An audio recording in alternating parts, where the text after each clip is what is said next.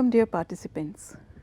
So far we have discussed the development of the art of cinema, its interconnections with literature, the difficulties which films have in the adaptation of a novel for film purposes.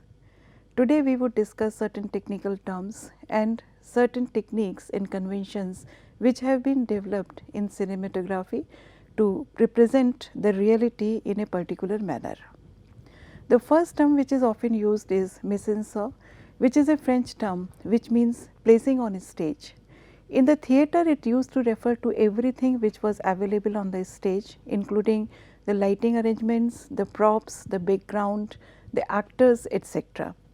In cinema also, therefore, it includes all these aspects that go in the creation of an individual shot, that is a substitute for the old age theatre. So, let us say that the lighting, composition, the costumes of the actors themselves, their get-ups, the props and the backgrounds which are used to create a particular shot come under the discussion of this term mise-en-scène.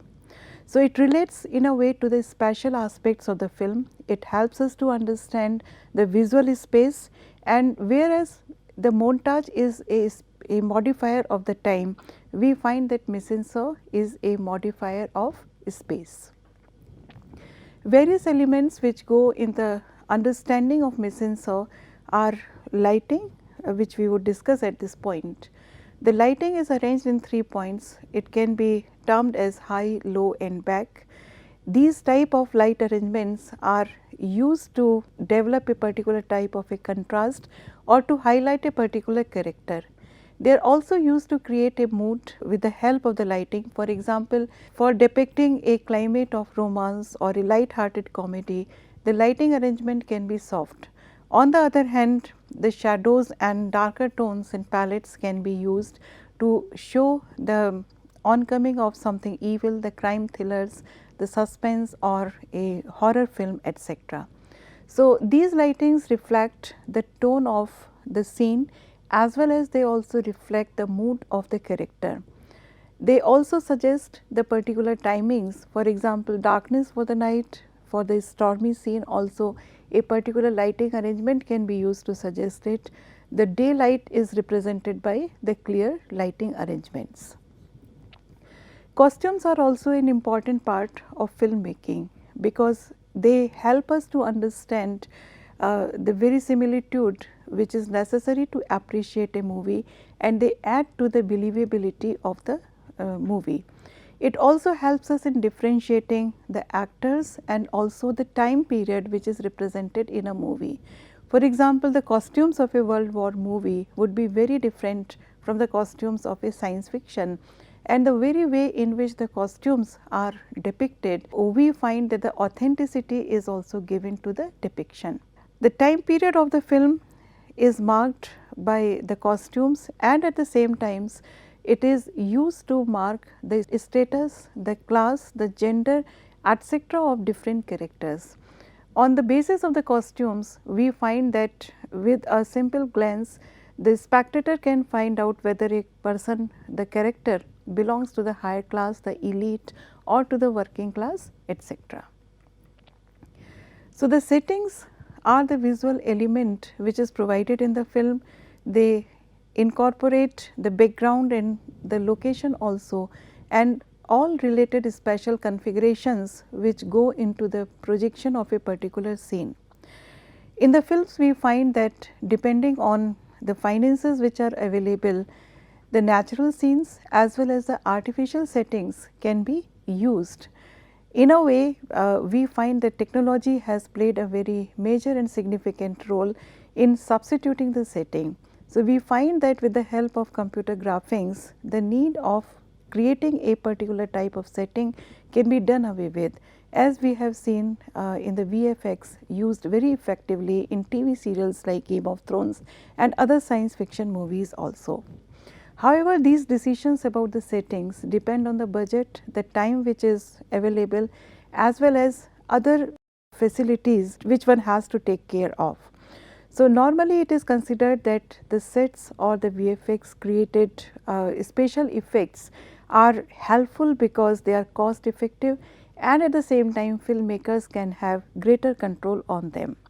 So, the use of props and objects is depicted to in relation to the subjects also, and different type of settings can be easily made with the help of computer simulations also. There are different types of shots also. The shots, the word shots refers to the visual field which is available in one frame or in one shot. These determine different aspects of a film setting, characters as well as themes also. They are instrumental in shaping the tone and the mood and as well as the meaning of a film, and there may be different types of shots in terms of the subject size, the camera angle, the camera movement, etc., which we would discuss right now. So, the shots based on subject size are three types. They may be long or wide or medium and close. The long and the wide shots can be considered as extreme long shot and medium long shot, and I think that with certain example this idea becomes clear to us. In extreme long shot, we find that the subject is seen from a distance. We can look at this particular projected image which is from a very recent movie, The Revenant. In it we find that the major character has been portrayed against a particular background. In a way it is known as an establishing shot which introduces a particular background to us, which also sets the tone of the movie in a very effective way. It also informs us of the space and the time related situations. The character himself or herself may not be very discernible, but it may have a panoramic description of the background which helps us to understand the relationship which a character has with a particular setting.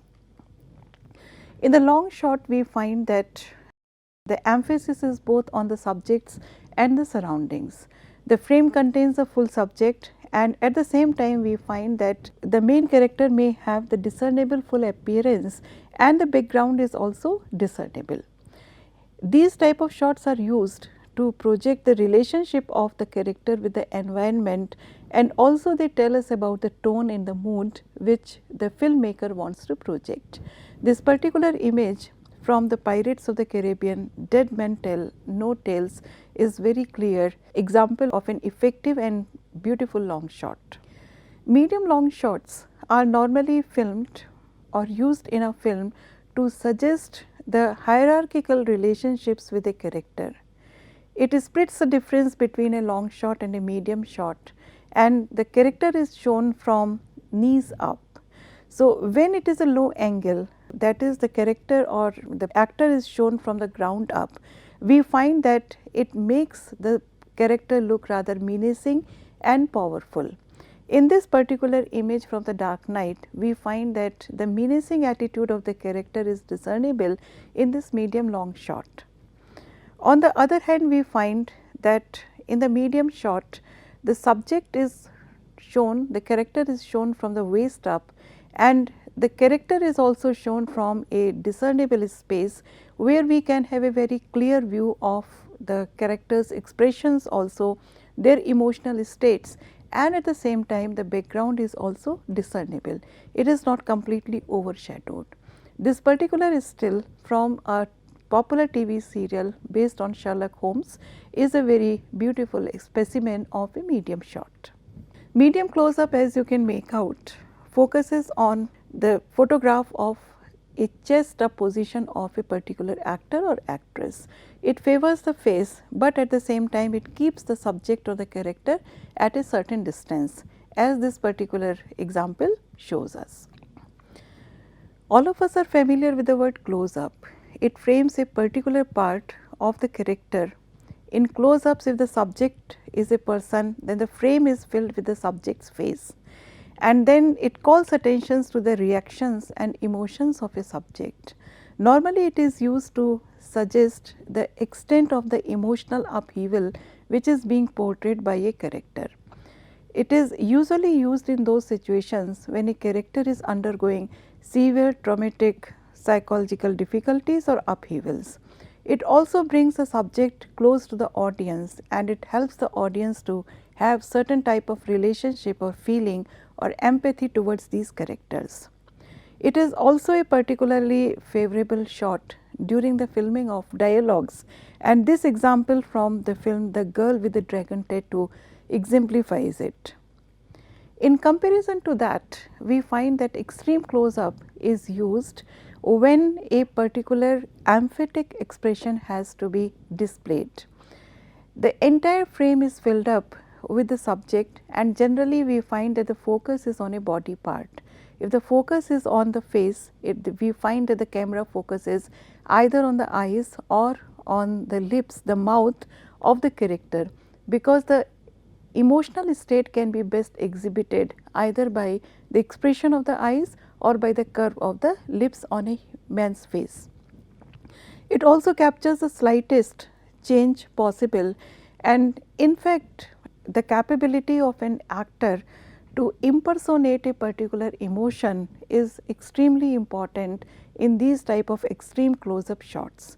They are deployed to communicate a sense of urgency, a sense of intensity, and this photograph from X-Men First Class illustrates the meaning of this extreme close up shot very succinctly. We can also have different camera angles, and they are listed here, and let us try to discuss them very briefly. As we have already seen an example of a low angle shot, we find that in these type of shots the camera is positioned at a low height. A shot is captured from the ground up, and it emphasizes a power relationship between characters. So, in these type of low angle shots, we find that villains and monsters etc. are projected in a more powerful and menacing positions. People who hold a superior position or a position of power like kings, bosses etc. are also portrayed with the help of this low angle shot to suggest the supremacy of these characters in a particular situation. So, it enhances our understanding of the power, the aura and the states by making them look larger than life, and this photograph from The Invisible Man illustrates this idea of a menacing power with the help of a low angle shot in a very graphic manner. Opposed to that is a high angle shot, which is a reverse of the low angle shot. It also shows the hierarchy status of power relationships.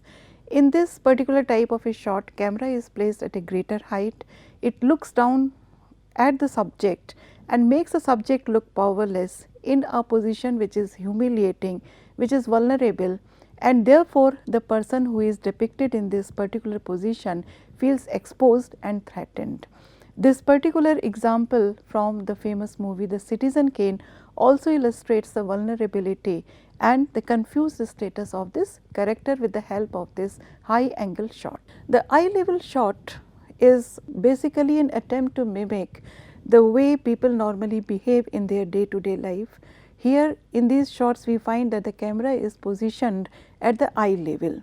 So, the eye level shot puts the subject in a neutral position, unlike the low angle and the high angle shots, and it does not depict any sense of hierarchy either of being powerful or powerless in either way. So, the eye level shots suggest a neutrality in terms of our relationship with the subject portrayed on the screen.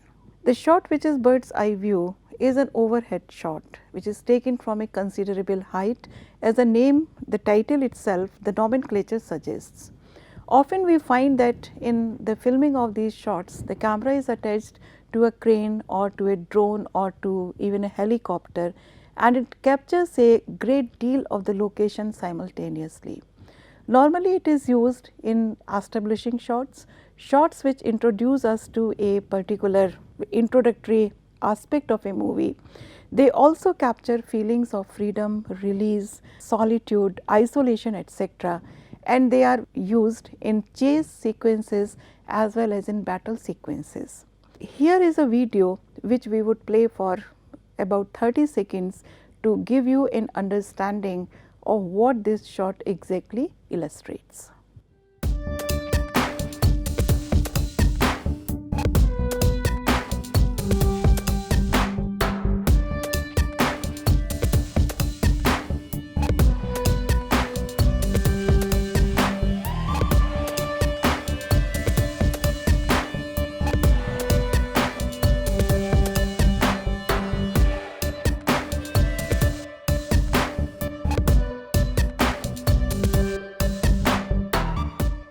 Another interesting shot is known as the Dutch angle.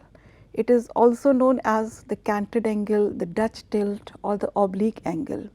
Here we find that the shots are taken when the camera is slightly tilted so that the line of the horizon is disrupted. It is often used to suggest a sense of drama or confusion and disorientation.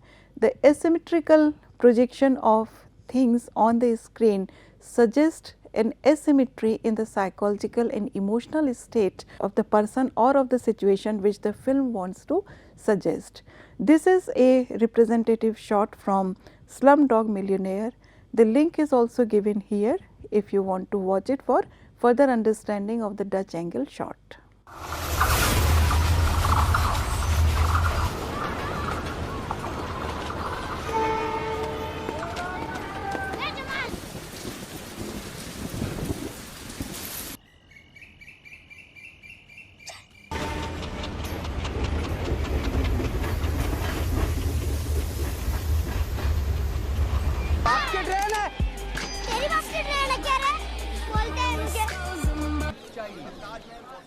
There are some other parameters which are based on our focus, perspectives and the number of subjects which can be there in a particular shot.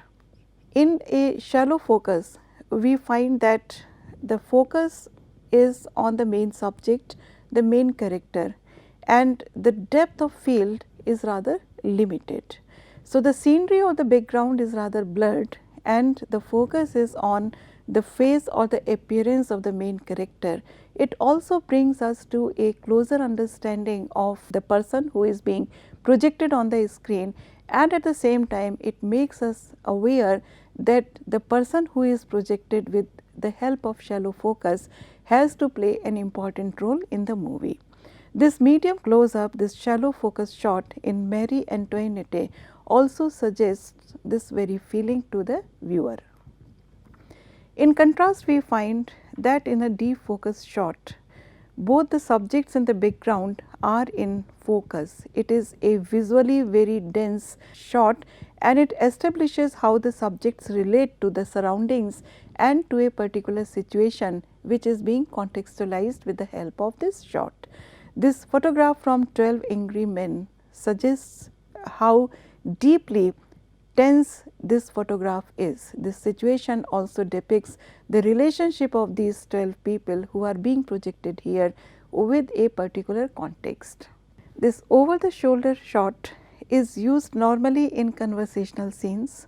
Here we find that camera shots differ on the basis of perspective and a character is projected from the perspective of another character.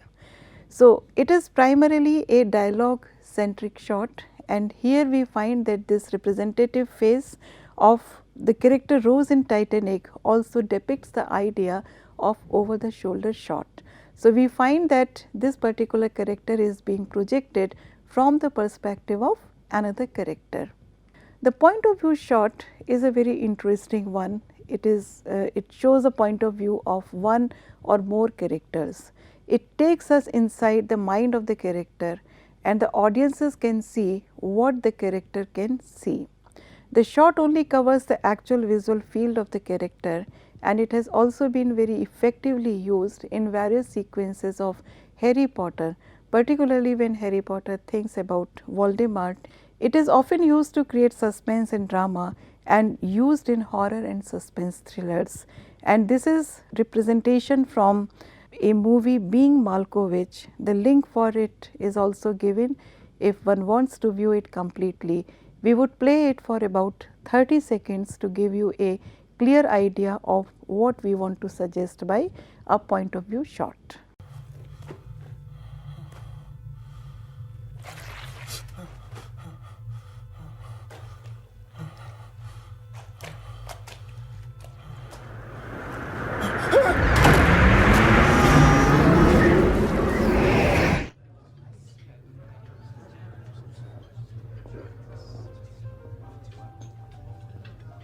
Malkovich. Malkovich, Malkovich. We also have other shots, for example, single shots with only one subject in the frame, two shots which has two subjects in a frame, and 3 shots which fits 3 subjects in a frame. In all these type of shots, single, double and 3 shots, we find that the focus is on the subject or the characters and not as such on the background. Different camera movements are also used to depict the intensity of filming a particular situation or a particular emotional response on the part of a character. I would particularly focus on pan, tilt and pedestal. Pan movement, as you can understand, is taken when a camera is rotated horizontally from a fixed position, and tilt is when a camera is rotated vertically only from a fixed position. Pedestal, on the other hand, is when camera is moved vertically up or down without tilting it. Dolly suggests the movement when the entire camera is moved forward and backward along a track, and the truck is also the same as dollying, but we find that the movement is from left to right instead of being forward to right. The word arc suggests a combined movement of dolly and truck for a particular type of filming shot. Crane or boom is a shot which starts extremely high and moves to lower position or vice versa. It is often used for overhead and establishing shots. Zoom, all of us can understand. Rack focus is a technique, rather a move, and it is when the focus changes quickly from one subject to another in the same shot. Normally it is used to depict contrast so that the movement of the story can be hastened smoothly. For a detailed understanding of these different types of camera angles, the link is provided here. A very important term which I would prefer to discuss in somewhat detail is montage. Montage is a technique in film editing in which individual shots are put together. As we have discussed earlier, it is used as a modifier of time. So, it is central to films as it is essential to convey a lot of information within a short span of time, and it is used in particular situations so that it has now developed almost as a film convention. So, it is a quick succession of shots put together to narrate events which have taken a long period of time. So, it suggests a procession of time to show the progress of characters, and it condenses the space and time narrative situations. It is a very popular scene, a popular way, a popular technique for suggesting the training sequences for different types of movies based on sports and action. For example, in films like Rocky the Part 2, Karate Kid, Batman Begins, Doctor Strange, and the biopics which have been made on various sports stars, we find that the montage has been very effectively used to condense the long practice sessions which have ultimately transformed a young adolescent or a young boy into a famous athlete. It helps us in combining multiple storylines also, and it uses short sequences to introduce the back story of characters without going into a lot of detail. So, we find that with the help of the montage, the back stories can be covered in a very short limited number of scenes. So, intersections of storylines, the short sequences etc., are used effectively to convey a passage of time. Montage has been used very effectively by the Soviet art filmmakers and Soviet art theorists also, and according to them, the use of montage had enabled them to focus on poetic details and to communicate subtle nuances of characterization. A particular way of looking at the technique of montage is from the perspective of the Gestalt theory, which holds that viewers only require certain highlights of a particular narrative to make their own associations and fill in the gaps. So, it also creates meanings with the help of creating associations. So, montage as a technique helps us to create associations in order to understand the gaps within the passage of time as depicted in the movie. The technique of montage is also used to compare and contrast different scenes. For example, intercutting between different actions and scenes to establish contrast and symbolism. For example, the morning rituals of a housemaid and the morning rituals of the rich heiress to whom this maid serves can also be used to show the contrasting manners of their duties and the ways they spend their time. It also allows the filmmaker to establish an interaction between two seemingly different worlds and world pictures, and also it may suggest the conflict between the different mental states and thought procedures, and it may also represent the mental perceptions of people with the help of this technique. The technique of montage was very effectively used by the Soviet filmmakers. They have used it for revolutionary purposes, and therefore, we find that the technique of montage is often considered to be their legacy. They did not see it simply as an editing technique, but they used it to suggest a particular type of meaning, so that one can guide the psychological and emotional response of the audience. So, they used it as a way to interact with the audience and to provide certain aid to the audience by eliciting a particular response from him. The three theorists who are particularly known in this regard are Kuleshov, Pudovkin and Eisenstein.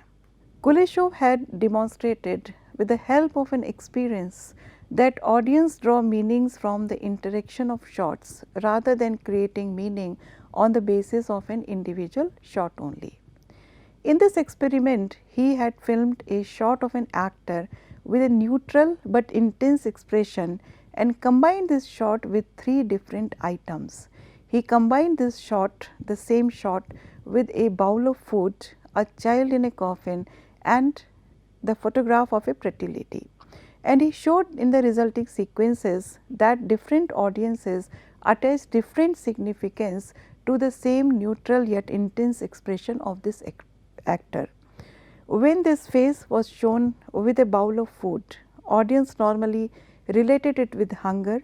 When this photograph, this particular close up of an actor with a neutral yet intense expression was shown in association with the coffin of a child, it was associated with sorrow and disappointment and sadness, and the same face combined with a pretty lady suggested happiness. So, this idea that audience draws meaning and association from the interaction or juxtaposition of shots came to be known as the Kuleshov effect. Here is the video of the Kuleshov effect, which can be seen, and the links have also been provided.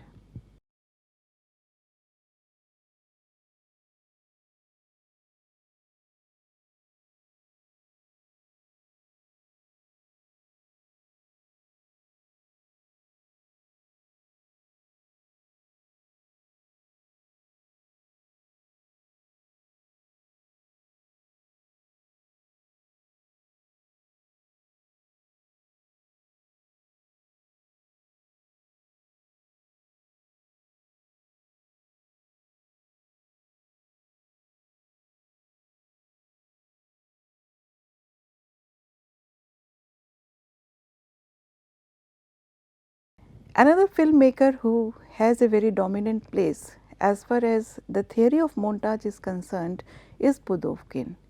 He has used montage to combine shots in order to create a comprehensive story, and he has used shots as building blocks, as bricks, and these bricks and these shots could be used in different ways to create a particular impression in different situations.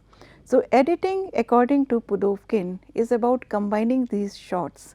They were the raw material and they could be used to create the desired effect on the people. He also developed 5 techniques of relational editing to create new meanings and associations, and these techniques are contrast, parallelism, symbolism, simultaneity and leitmotif. A very brief understanding of these different techniques has been listed on these slides, and a link has also been given for a better understanding of these ideas. The third person who is important to understand the Russian contribution is the work of Eisenstein. He has thought of montage as collision and he wanted to create meaning through juxtaposition. He has manipulated the emotions of audience and their responses with a very effective use of this technique of montage. His philosophy was that the montage is dialectical and it should serve as a method of intellectual investigation and not just as a film technique to put together certain scenes. So, he has used the spatial and temporal dislocation within his films and thus often created different type of influences which were sometimes jarring over the viewers.